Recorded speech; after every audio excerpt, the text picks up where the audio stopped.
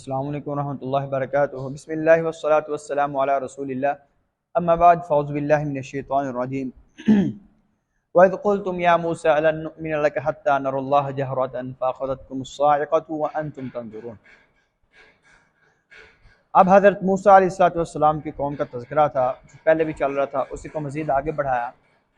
تو جب حضرت موسیٰ علیہ السلام نے اپنی قوم سے کہا کہ تم ایمان لے آؤ، وَإِذْ قُلْتُمْ، تو اللہ تعالیٰ ان کے جواب کو یہاں نقل کر رہے ہیں، فرماتے ہیں وَإِذْ قُلْتُمْ، جب تم نے کہا تھا یا موسیٰ لَن نُؤْمِنَ، ہرگز نہیں ہم ایمان لائیں گے لَکَ تجھ پر، حتیٰ یہاں تک کہ نَرَ اللَّهَ، ہم اللہ کو دیکھ لیں جہرتاً سامنے۔ یعنی ان کا یہ تھا، کہتے ہیں کہ جب تک موسیٰ تم اللہ کو سامنے نہیں لے آتے، جب تک ہم اللہ کو دیکھ نہیں لیں گے تب تک ہم ایمان ہرگز نہیں لائیں گے۔ یہ ان کا انوکھا تھا۔ باقی دوسرے بھی کفار تھے، یہ وہ، انہوں نے کبھی یہ دعویٰ نہیں تھا کیا کہ اللہ کو ہم سامنے، بڑے انہوں نے چیلنجز کیے کہ اللہ اس طرح کر دے، یہ کر دے، وہ ہم ایمان لے آئیں گے، لیکن یہ جو اللہ کو دیکھنے والا دعویٰ تھا یہ حضرت موسیٰ کی صرف قوم نے کیا تھا۔ تو پھر کیا ہوا؟ فَأَخَذَتْكُمْ، پھر پکڑ لیا تم کو الصَّاعِقَةُ، آسمانی بجلی نے، یعنی آسمانی بجلی ان پر گری، ان کو پکڑ لیا، وان تم تنظرون، کو تم یہ منظر دیکھ بھی رہے تھے۔ یہ ان کے ساتھ ہوا کہ آسمانی بجلی پڑی تو سارے یہ بے ہوش ہو گئے۔ کچھ علماء نے نقل کیا ہے کہ یہ سارے مر گئے تھے، کچھ نے لکھا ہے کہ مفسرین نے کہ یہ بے ہوش ہو گئے تھے۔ پھر کیا ہوا؟ ثُمَّ بَعَثْنَاكُمْ، اللہ فرماتے ہیں پھر ہم نے تمہیں دوبارہ زندہ کیا، بے ہوشی کے بعد دوبارہ اٹھایا، یا تمہارے مرنے کے بعد دوبارہ، جو بھی ترجمہ ادھر ہوگا۔ تو آگے پھر من بعد موتکم، تمہارے مرنے کے بعد، یعنی تمہاری بے ہوشی کے بعد کیوں زندہ کیا؟ لعلکم، تاکہ تم تشکرون، تم شکر ادا کرو۔ یہ بھی ایک نعمت تھی ان پر، حضرت موسیٰ کی قوم پر، کہ اللہ تعالیٰ نے ان کو مرنے کے بعد، بے ہوش ہونے کے بعد دوبارہ زندہ کیا تھا۔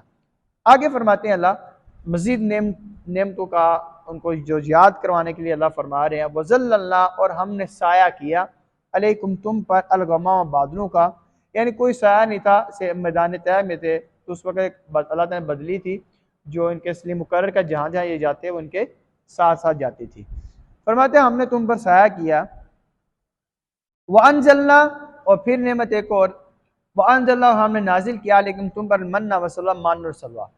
یہ کچھ کہتے ہیں کہ بٹیر وغیرہ تھے، کو بھنے ہوئے تھے، مفسرین لکھتے ہیں کہ جنتی کھانا تھا، بہت ہی شاندار قسم کا جو ان کے لیے تھا، لیکن انہوں نے اس کے بھی نہ شکریہ کی، کہتے ہیں ہمیں نہیں یہ چاہیے، ہمیں کچھ اور چاہیے جو زمین وغیرہ اگاتی ہے، یہ انشاءاللہ اس کا ذکر آگے آئے گا، لیکن اللہ تعالیٰ نے یہ مینشن کیا کہ مان اور سلوہ بھی تم پر نازل کیا۔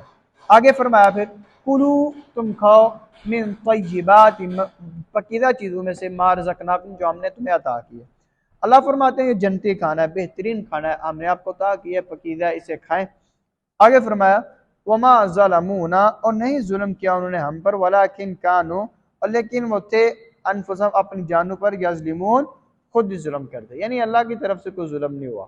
ٹھیک ہے، اللہ تعالیٰ جس طرح آتے ہیں نا کہ قرآن پاک میں دوسرے مقامات پر بھی کہ اللہ تعالیٰ کسی پر ظلم نہیں کرتا، وما کان اللہ لیظلمہم ولکن کانوا انفسہم یظلمون، اللہ تعالیٰ کسی پر ظلم نہیں کرتا۔ ٹھیک ہے، اللہ تو رحم کرتا ہے، محبت کرتا ہے، پیار کرتا ہے، معاف کرتا ہے، اس کی بہت ساری جو اچھی صفات ہیں، لیکن اللہ تعالیٰ کسی پر ظلم نہیں کرتا، نہ دنیا میں کرتا ہے، نہ ہی کل قیامت والے دن اللہ کرے گا۔ آگے وَإِذْ قُلْنَا، اور جب ہم نے کہا ادخلوا، تم داخل ہو جاؤ، اس حاضر القاریہ، اس بستی میں، فَكُلُوا، پھر تم کھاؤ، منہا، اس بستی میں سے، حیث شئتم، جہاں سے تم چاہو، رغداً، کھلم کھلا، یعنی ایک بستی تھی، اللہ نے فرمایا تم نے اس بستی میں داخل ہونا ہے، اس شہر میں داخل ہونا ہے، تو جس بستی میں رہو گے تو تم نے کھلم کھلا آپ نے کھانا پینا ہے، اور اس شہر میں داخل ہونا ہے، تو اس بستی میں داخل ہونا ہے تو تمہارا داخل ہونے کا انداز یہ ہونا چاہیے وَادْخُلُوا، تم داخل ہو جل باب، دروازے سے، سجداً، سجدہ کرتے ہوئے، یعنی پہلے زمانے میں اس طرح ہوا کرتا، شہر تھا اس کے نا کچھ دروازے مختص کیے جاتے تھے، تو فرماتے ہیں آپ نے شہر کے جس دروازے سے بھی آپ نے داخل ہونا ہے تو اس وقت آپ نے سجدہ کرتے ہوئے داخل ہونا ہے۔ وَقُولُوا، اور حکم دیا تم یہ کہو، کیا؟ حِطَّةٌ، ہمیں معاف کر دے، اللہ فرماتے ہیں یہ تم نے دعا بھی کرنی ہے، سجدہ بھی کرنا، اور یہ دعا بھی کرنی ہے، حِطَّةٌ، ہمیں معاف کر دے۔ اللہ فرماتے ہیں نغفر لکم، تو ہم تمہیں معاف کر دیں گے، خطایاکم، تمہاری خطاؤں کو، تمہاری غلطیوں کو بھی معاف کر دیں گے۔ آگے فرمایا وَسَنَزِيدُ، اور ان قریب ہم زیادہ کریں گے، المحسنین، نیکی کرنے والوں کو۔ اب آگے اس رکوع کی آخری آیت ہے وہ پڑھ لیتے ہیں.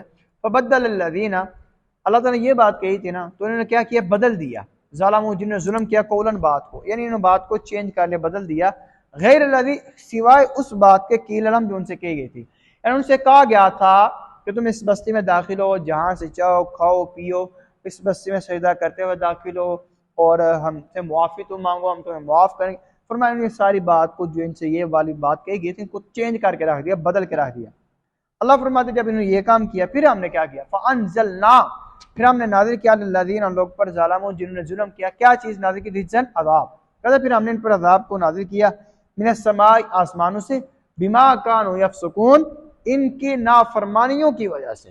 ٹھیک ہے، اللہ فرماتے جب انہوں نے میری بات کو نہیں مانا، انکار کر دیا، بدل دیا، اللہ کہتے پھر ان کے اس نافرمانی کی وجہ سے ہم نے آسمان سے ان پر عذاب اتارا تھا. اللہ سے دعا ہے اللہ رب العزت ہمیں صحیح معنوں میں قرآن و حدیث کو سمجھنے کی، اس پر عمل پیرا ہونے کی توفیق عطا فرمائے. وما توفیق الا باللہ، علیہ توکلت و الیہ